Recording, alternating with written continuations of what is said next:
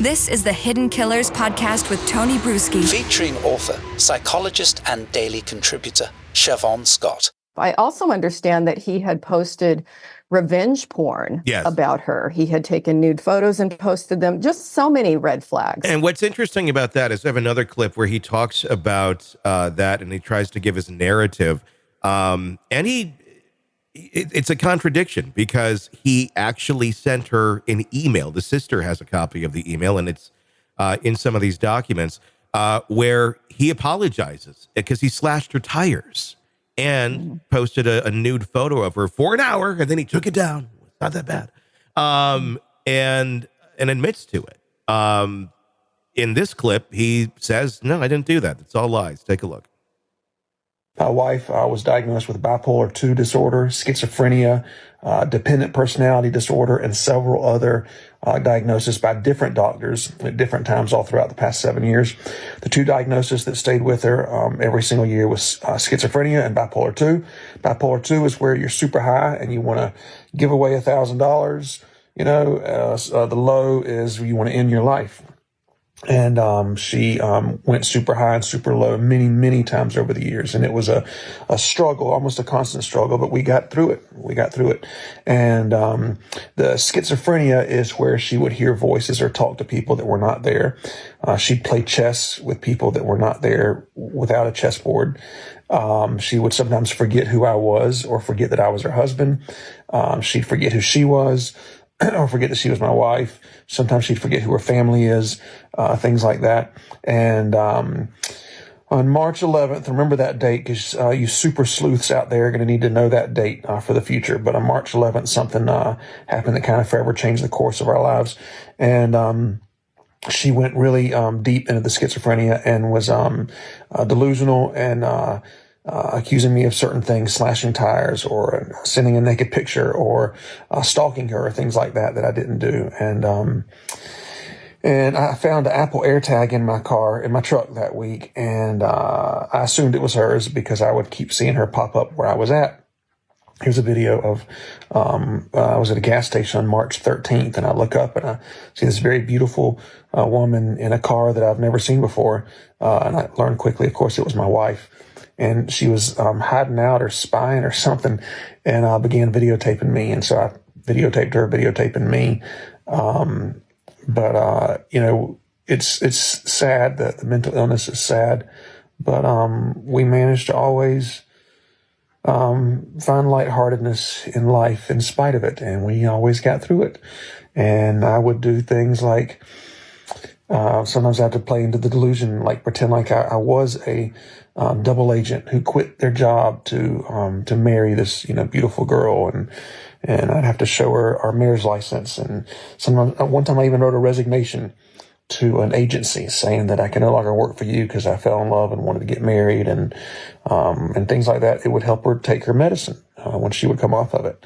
And I learned that about 2 years into the marriage. And we worked hard to keep her on her medicine. We worked very hard to keep her enjoying her life.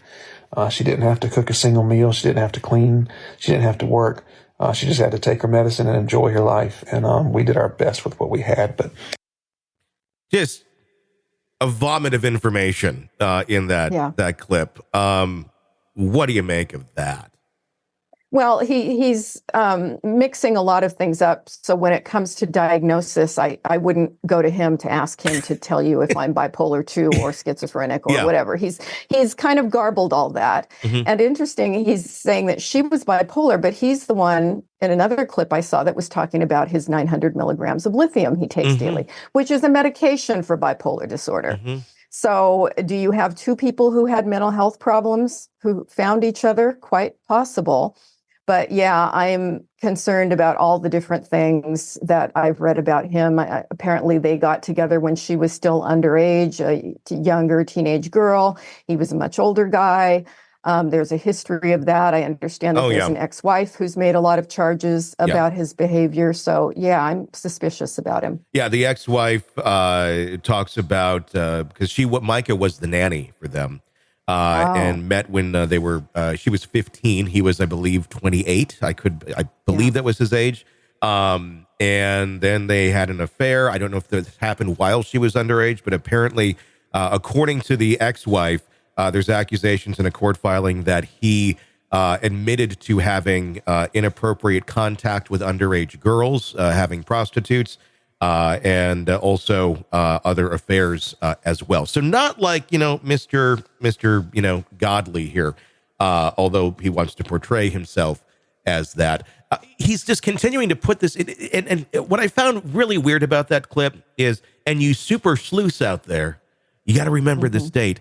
It feels like he's getting some enjoyment out of this, out of talking about this publicly, of his wife's death, and people paying attention to him. The attention is on him. Yeah. I mean, her obituary, half of it's about him, about how great of a husband he was and how great of a preacher he was, and some of the material things that she had. Very, weirdly passive aggressive, bragging in it. It's all just. I mean, obviously someone who's that narcissistic doesn't even see that they're doing it, but it's very bizarre. So much is about him, and a topic where people are looking at you, buddy, going, did you have something to do with this? Why are you spinning the wheel on this more and more? What do you think about his, just his persona that he's putting out there about all of this? Yeah, he's really somebody who wants to be in charge of the story. And when he probably feels like he's not in charge of the story, he just amps up and tries harder and harder and harder and puts more material out there. But he really strikes me as, the kind of person that we've seen so often who tries to become a religious leader, but it's really about the power and control that they have. And again, they find these kind of fringe religious groups or churches, and they sell themselves to people in that way. Yeah. I mean, he's very charismatic in his delivery, has all the answers. I want to play one more clip. This is from her funeral service. And I find it cringy because, I don't know. I mean, we've seen a lot of legit crying. We've seen a lot of fake crying. And I can't say whether or not he's legitimately crying in this or not. But he does tend to focus on two main things. She's severely mentally ill, and she's hot. Those are the two things he says over and over. He's pointing out how pretty she is, how beautiful she is. She won this beauty pageant. She won that beauty pageant. And those are like the main things he speaks of this woman over and over and over. Let's take a look at this clip. She was so creative. Everything she did was so creative. What's the next picture?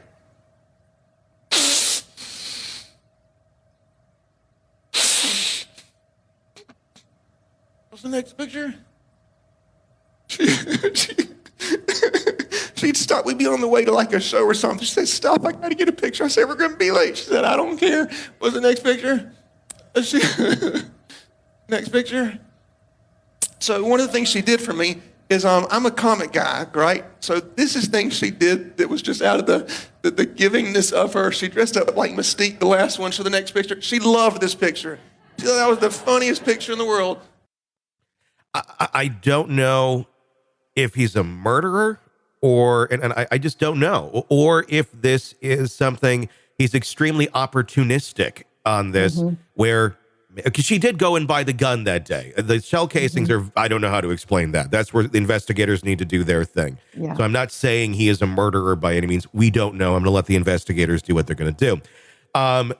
But it does feel like he's very opportunistic of taking advantage of a horrible tragedy, if she did in fact take her own life, and trying to make it all about him and look at this beautiful woman that I had and feel bad for me, which in itself is also insanely sick.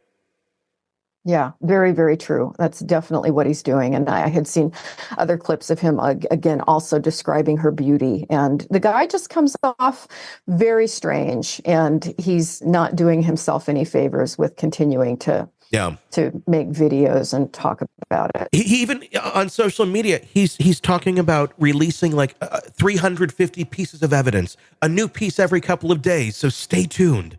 Of why he wasn't involved in this. Okay, great. That's still really freaking weird to do that. Like, very, very. Yeah, I don't know. It just makes you shake your head, and some people you can't explain. It doesn't make them a murderer, but it doesn't make them a very wonderful human being either. I don't know. It's a weird one. And feel free to use my diagnostic label for him, Fruit Loop. Fruit Loop. Kind of a Fruit Loop. Yeah. Want to listen ad-free? Want advanced access to all of our interviews before anyone else? Become a True Crime Today Premium Plus subscriber on Apple Podcasts. You get every episode commercial-free. So you can binge on true crime Until you can binge no more. Search True Crime Today Premium Plus on Apple Podcasts now, or go to our podcast page and sign up now. More of the Hidden Killers podcast next.